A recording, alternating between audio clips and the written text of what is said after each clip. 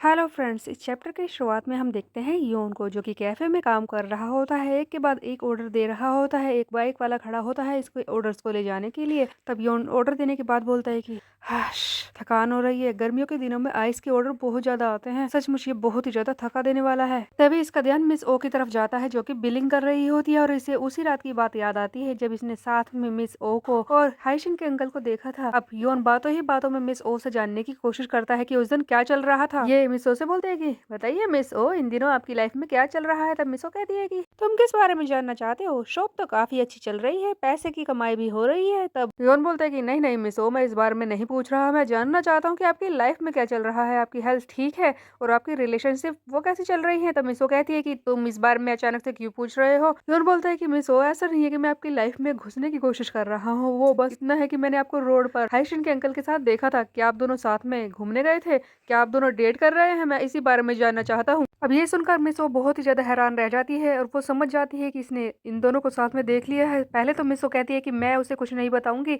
और वो बताने से मना भी कर देती है, लेकिन योन नहीं मानता और कहता है कि आप तो जब चाहे मेरे बारे में पूछती रहती है, मेरे पर्सनल लाइफ में इंटरफेयर करती है। योन, मैं बॉस हूँ, तुम एम्प्लॉय हो, मैं तुम्हारे बारे में जान सकती हूँ। तब योन कहता है कि ओहो, ये जॉब का पार्ट नहीं है मिस ओ, आप मेरी पर्सनल लाइफ के बारे में जाने। अगर ऐसा है तो आज के बाद मैं कुछ नहीं बताऊंगा। योन नाराज हो जाता है और मुंह घुमा लेता है, जिस पर मिस ओ कहती है कि योन, तुम ऐसा नहीं कर सकती। तुम्हारी वजह से ही तो मेरी जिंदगी में थोड़ी बहुत मिठास है। तुम ही तो मुझे फन देते हो।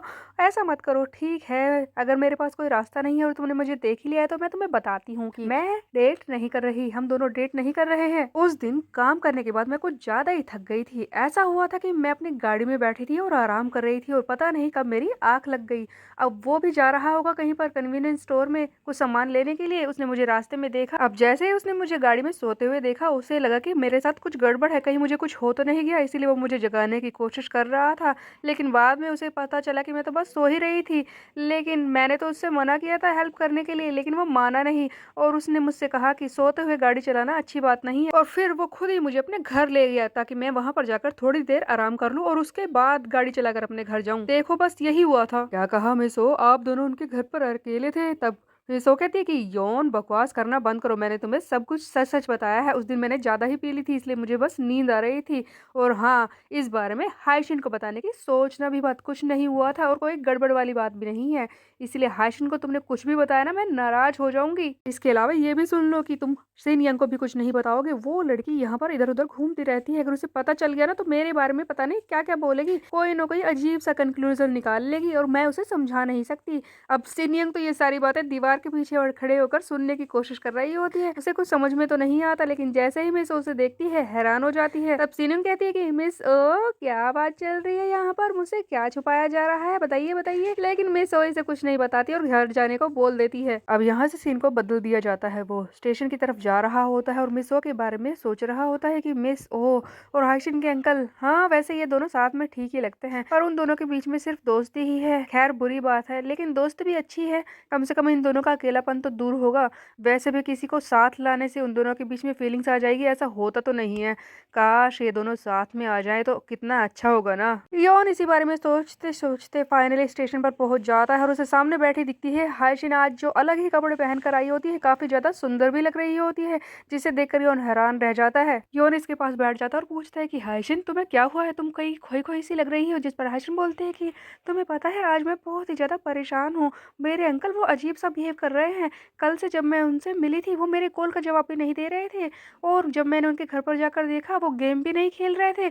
और तुम्हें पता है सबसे बड़ी बात तो ये है कि उन्होंने ठंड की दवाई भी ली जबकि उनकी तबीयत खराब भी नहीं है। वो अपने मन ही मन में बड़बड़ाने लग रहे हैं और बार बार बोल रहे हैं कि उन्होंने गड़बड़ कर दी है। पता नहीं उनके साथ क्या हुआ है, मुझे समझ में नहीं आ रहा। कहीं ऐसा तो नहीं वो डिप्रेशन में चले गए। अब योन समझ जाता है कि शायद वो मिस ओ से मिलने की वजह से इतने ज्यादा अजीब बिहेव कर रहे हैं, लेकिन योन हाइशिन को कुछ नहीं बताना चाहता और वो कहता है कि देखो हाइशिन, ऐसा नहीं होता। अभी वो 30 साल के ही तो हैं, इतनी जल्दी डिप्रेशन में कैसे जाएंगे। देखो, हो सकता है कि उनके दिमाग में कुछ चल रहा हो और उसी बारे में वो बोल रहे हो, या फिर उनकी थोड़ी सी तबीयत खराब हो। अचानक से योन के मुंह से ऐसी बात सुनकर और उसका रिलैक्स्ड फेस देखकर हाइशिन हैरान रह जाती है और कहती है कि योन, तुम कुछ जानते हो ना इस बारे में, तुम मुझसे कुछ छुपा रहे हो। जिस पर योन कहता है कि मैं क्या जानूंगा। योन, तुम कभी भी किसी चीज को लाइटली नहीं लेते और आज तुम मेरे अंकल की बात को इस तरह से लाइटली ले रहे हो, इसका मतलब तुम्हें कुछ ना कुछ जरूर पता है। बताओ मुझे, सच क्या है योन। अब योन इसे कुछ नहीं नहीं बताना चाहता और कहता है कि देखो हाइशिन, अगर तुम्हारे अंकल ने ही तुम्हें कुछ नहीं बताया तो मैं तुम्हें क्या बता सकता हूँ।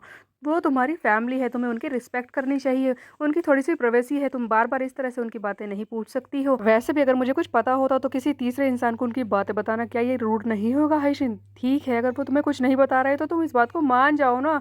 जिस पर हाइशिन कहते हैं कि हाँ योन, तुमने बिल्कुल सही कहा, हो सकता है कि मैं ही कुछ ज्यादा सोच रही हूँ। वो थोड़े से शरीफ टाइप के हैं, मुझे डर लग रहा है कि कहीं उन्हें कोई धोखा ना दे दे या फिर उनके साथ स्कैम ना हो जाए। जिस पर योन हंसने लगता है, कहता है कि हाइशिन ऐसा कुछ नहीं होगा, ऐसी कोई बात ही नहीं है। अब ये सुनकर हाइशिन को समझ में आ जाता है कि योन कुछ न कुछ जरूर छुपा रहा है। वो योन के पैर पर हाथ रखती है, कहती है कि इसका मतलब तुम उनके बारे में जरूर कुछ जानते हो, तुमने मुझसे बात छुपाई है ना योन। योन बेचारा अपनी ही बातों में फंस चुका है। अब योन इसकी शक्ल की तरफ देख रहा होता और कहता है कि अरे यार, अब मैं इससे मना कैसे करूँ, आज तो वैसे भी ये सुंदर भी इतनी लग रही है ना कि क्या कहूँ। आज जैसे इसने कपड़े पहने हैं ना, मजा ही आ गया। हाँ, कैसे मना करूँ योन। तब योन बोलता है कि देखो हाइशिन, जैसा कि मुझे अचानक से पता चल गया था ना, लेकिन फिर भी किसी तीसरे की बात इस तरह से बताना सही नहीं होगा। मैं जानता हूँ कि वो तुम्हारा परिवार है, लेकिन तुम भी तो उनके कई सीक्रेट छुपाती होगी ना, तो इस तरह से उनका सीक्रेट पूछना अच्छी बात नहीं है हाइशिन। जिस पर हाइशिन कहती है कि हाँ मैं जानती हूँ योन, मैं ही गलत कर रही हूँ। अगर ऐसा होता कि अंकल को मुझे बताना होता तो वो बात मुझे खुद ही बता देते,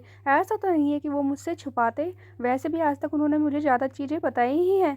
मैं किसी और की लव लाइफ में इस तरह से घुसना नहीं चाहती। अब लव लाइफ का नाम सुनते ही योन कहता है कि कहीं इसे कुछ पता तो नहीं चल गया, लगता है मैंने गड़बड़ कर दी है। तब योन हैरानी से बोल रहा होता है कि क्या मैं इसे सच बताऊं, हो सकता है कि ये मेरे अंदर से बात निकलवाने की कोशिश कर रही हो, बस इसे कुछ पता ही ना हो। हाइशिन घुमा फिरा कर बात निकलवाने की कोशिश कर रही होती है। हम देखते हैं कि हाइशिन के चेहरे को देखकर योन बेचारा कुछ बोल भी नहीं पा रहा और छुपा भी नहीं पा रहा होता है। तब हाइशिन कहती है कि देखो, हर किसी को अपना सच पहले ही बता देना चाहिए, क्योंकि राज को जितना छुपाया जाता है वक्त के साथ वो राज उतना ही बड़ा होता जाता है। ऐसा लग रहा है कि ये लाइन हाइशिन अपने बारे में ही बोल रही है, क्योंकि इसने भी तो एक बड़ा राज छुपा रखा है योन से। तब योन हैरान हो जाता है और कहता है कि ये लड़की क्या कर रही है, क्या ये घुमा फिरा कर मुझसे बात निकलवाना चाहती है। मेरे चेहरे के एक्सप्रेशन ये सब सच जान जाएगी। हाइशिन समझ रही है कि योन के दिमाग में कुछ है, वो कुछ छुपा तो रहा है लेकिन वो पूछना नहीं चाहती। तब हाइशिन बात को बदल देती है और कहती है कि अच्छा तो ये बताओ योन, तुम देखोगे वो? देखूंगा, लेकिन क्या देखूंगा? जिस पर हाइशिन कहती है कि तुम्हें पता नहीं है, कल लॉन्ग आफ्टरनून और योन जाए का कोलैबोरेशन वाला गाना रिलीज होने वाला है, क्या तुम उसके लिए कुछ प्लान नहीं कर रहे हैं? जिस पर योन कहता है कि ऑफ कोर्स प्लान कर रहा हूँ, लॉन्ग आफ्टरनून के गाने को मैं कैसे मिस कर सकता हूँ। इस बार तो मैं अच्छा सा प्रिपरेशन करूंगा, पिछली बार तो मैं ढंग से कर भी नहीं पाया था, मैं उदास था ना, अकेला था। इस बार तो स्नैक वगैरह सारी चीजें पहले ही खरीद कर रख लूंगा और आराम से उस गाने को एंजॉय करूंगा, मजा आएगा। काश तुम भी मेरे साथ होगी तो मजा ही आ जाएगा। वैसे हम दोनों कितनी अच्छी बातें करते हैं ना, हम दोनों इस पार्टी को काफी एंजॉय करने वाले हैं। तुम मेरे साथ रहोगी ना हाइशिन? और इस तरह से ये फिर से मिलने का प्लान बना लेते हैं लॉन्ग आफ्टरनून का गाना एक साथ सुनने के लिए। दोस्तों हाइशिन योन को काफी पसंद तो करती है, लेकिन इससे सच छुपाना सही बात नहीं है और काफी दिन हो चुके हैं, इसीलिए अब इसे सच बोल ही देना चाहिए। अब यहाँ से सीन को शिफ्ट कर दिया जाता है, हमें दिखाया जाता है स्टूडियो का सीन, जहाँ पर हम देखते हैं कि हाइशिन गिटार लेकर बैठी होती है, बाकी साथी भी होते हैं। तभी वहां पर योन जाए आ जाता है। योन जाए आकर हाइशिन के सामने खड़ा होता और कहता है कि चलो हाइशिन, एक कॉन्ट्रैक्ट साइन कर लेते हैं। अब कॉन्ट्रैक्ट की बात को सुनकर हाइशिन बहुत ही ज्यादा हैरान हो जाती है। दोस्तों पहले तो हाइशिन ने यही नहीं बताया कि वो लॉन्ग आफ्टरनून है, उसके बाद उसने कोलैबोरेशन वाली बात छुपाई है, उसके बाद अब ये कॉन्ट्रैक्ट भी अगर साइन कर लेगी तो वो एक के बाद एक कई सारे सच योन से छुपा रही है। फिर ये योन जाए लगातार हाइशिन को अपने चंगुल में फंसा रहा है। पहले तो इसने कोलैबोरेशन की बात की और अब कॉन्ट्रैक्ट की बात कर रहा है। कहीं ऐसा ना हो कि ये लगातार इसे अपने साथ गाने पर मजबूर करे, या फिर हो सकता है कि इसकी हेल्प ही कर रहा हो। ये तो हमें आगे आने वाले चैप्टर्स में पता चलेगा क्या होगा योन और हाइशिन की लव स्टोरी का। तब तक के लिए मेरे चैनल को सब्सक्राइब कर ले, बेल के आइकन को प्रेस पे।